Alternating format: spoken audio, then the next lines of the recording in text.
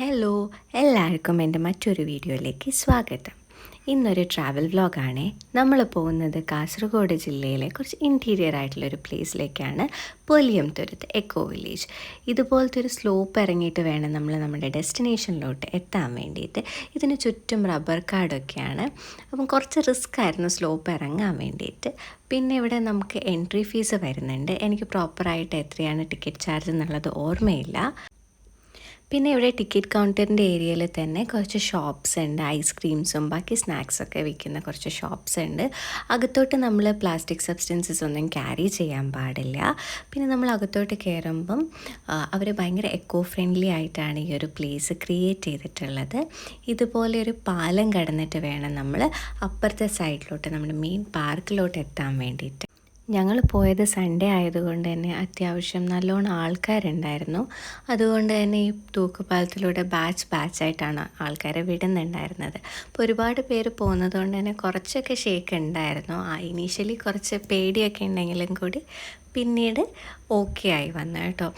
അതുപോലെ തന്നെ ഈ ബ്രിഡ്ജിൻ്റെ മുകളിൽ നിന്ന് കാണുന്ന സീനറി ഒരു രക്ഷയില്ല, അടിപൊളിയായിരുന്നു.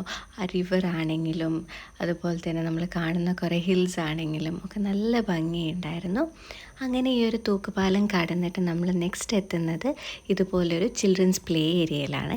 ഇവിടെ നമുക്കധികം ചെയ്യാനൊന്നും ഇല്ലെങ്കിൽ നമ്മുടെ കുഞ്ഞു മക്കൾക്കൊക്കെ കളിക്കാൻ ഒരുപാട് ഓപ്ഷൻസ് ഉണ്ട്. പിന്നെ അതുപോലെ തന്നെ ഇവിടെ ചെറിയൊരു കഫ്റ്റീരിയ ഉണ്ട്.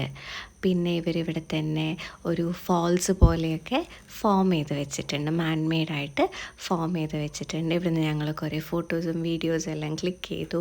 മെയിനായിട്ട് നമ്മളിങ്ങനത്തെ ഡെസ്റ്റിനേഷനിൽ പോകുമ്പോൾ നമ്മുടെ മെയിൻ എയിം എന്ന് പറയുന്നത് ഫോട്ടോസ് ക്ലിക്ക് ചെയ്യുക, വീഡിയോസ് എടുക്കുക. സോ അങ്ങനെ ഈ ഒരു പ്ലേസ് ഞങ്ങൾ നന്നായിട്ട് മുതലാക്കിയിട്ടുണ്ട്. പിന്നെ ഈ ഒരു പ്രോപ്പർട്ടി നമുക്ക് അത്യാവശ്യം നന്നായിട്ട് നടന്ന് കാണാനുണ്ട്. അങ്ങനെ നടന്നു പോകുന്ന വഴിയും നല്ല നല്ല സ്പോട്ട്സൊക്കെ കാണുമ്പോഴത്തേക്ക് ഫോട്ടോസും വീഡിയോസൊക്കെ ക്ലിക്ക് ചെയ്യൽ തന്നെയായിരുന്നു മെയിൻ പണി. ഇരുന്നും നിന്നും നടന്നും ഫോട്ടോസും വീഡിയോസൊക്കെ എടുത്തു. മെയിൻ എയിം അതൊക്കെ തന്നെയായിരുന്നു. പിന്നെ ഈ കാണുന്നത് എൻ്റെ ഒരു റീലെടുക്കുന്ന ഒരു കഷ്ടപ്പാടാണ്. അങ്ങനെ സക്സസ്ഫുള്ളി ആ റീലെടുത്തു, അത് ഇൻസ്റ്റാഗ്രാമിലൊക്കെ പോസ്റ്റ് ചെയ്തു. അത്യാവശ്യം നല്ല വ്യൂസൊക്കെ കിട്ടി, അടിപൊളിയായിരുന്നു. പിന്നീട് നമ്മൾ നടന്നു പോയി എത്തുന്നത് ഒരു ഓഡിറ്റോറിയമിലേക്കാണ്. ഈ ഓഡിറ്റോറിയമിൽ അന്ന് എന്തോ ഒരു ഫങ്ഷൻ നടക്കുന്നുണ്ടായിരുന്നു. പക്ഷേ ഒരു ഡെസ്റ്റിനേഷൻ ഇവൻറ്റ്സൊക്കെ നടക്കാൻ വേണ്ടിയിട്ടൊരു നല്ലൊരു സ്പോട്ടായിട്ട് തോന്നി. പിന്നെ അതുപോലെ തന്നെ നമ്മൾ നടന്നു പോകുമ്പോഴത്തേക്ക് നമുക്ക് കുറേ സീനറീസൊക്കെ ഇങ്ങനെ കാണാം. ചുറ്റും മലയൊക്കെ ആയതുകൊണ്ട് തന്നെ നല്ല സീനറീസ് കാണാം. ഭയങ്കര ഫ്രഷ് എയറും ഭയങ്കര പീസ്ഫുൾ ആയിട്ടുള്ളൊരു അറ്റ്മോസ്ഫിയർ ആയിരുന്നു. പിന്നെ നമ്മൾ വരുമ്പോഴത്തേക്ക് ഇങ്ങനെ ഒരു ലോൺ ഏരിയ ഉണ്ട്. ഈ ഒരു ലോൺ ഏരിയയിൽ ഒരു കഫ്റ്റേരിയയും പിന്നെ ഇതുപോലെ ക്രിയേറ്റ് ചെയ്തേക്കുന്ന ഒരു വാട്ടർഫാൾസും ഇങ്ങനെ കുറച്ച് സിറ്റിംഗ് ഏരിയാസൊക്കെ ഉണ്ട്. അങ്ങനെ ഞങ്ങൾ വിചാരിച്ചു ഈവനിങ് ടൈമായി കഫ്റ്റീരിയയിൽ പോവാമെന്നൊക്കെ വിചാരിച്ചു. അവിടെ പക്ഷേ ചായയും പഴംപൊരിയും അല്ലാത്ത വേറെ ഒന്നും ഉണ്ടായിരുന്നില്ല. അതുകൊണ്ട് ഞങ്ങൾ അവിടെ നിന്ന് കഴിക്കാൻ നിന്നില്ല.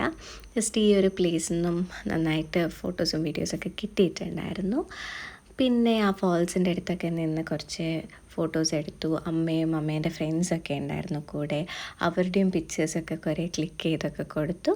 അങ്ങനെ പിന്നെ ഞങ്ങൾ തിരിച്ചു പോയി. കയറി വന്നത്ര റിസ്ക് ഇല്ലായിരുന്നു, ഇറങ്ങിപ്പോവാൻ വേണ്ടിയിട്ട് എളുപ്പമായിരുന്നു. പിന്നെ ഞങ്ങൾ ഇറങ്ങിപ്പോവാനുള്ള ടൈം ആയപ്പോഴത്തേക്ക് തന്നെ നമ്മുടെ ആ തൂക്കുപാലത്തിലൊക്കെ ആൾക്കാർ കുറഞ്ഞിട്ടുണ്ടായിരുന്നു. പീസ്ഫുള്ളായിട്ട് സീനറിയൊക്കെ എൻജോയ് ചെയ്തിട്ട് നടന്നു പോകാൻ പറ്റി. അപ്പോൾ എൻ്റെ വീഡിയോ ഇഷ്ടപ്പെട്ടിട്ടുണ്ടെങ്കിൽ please do like, share and subscribe. By.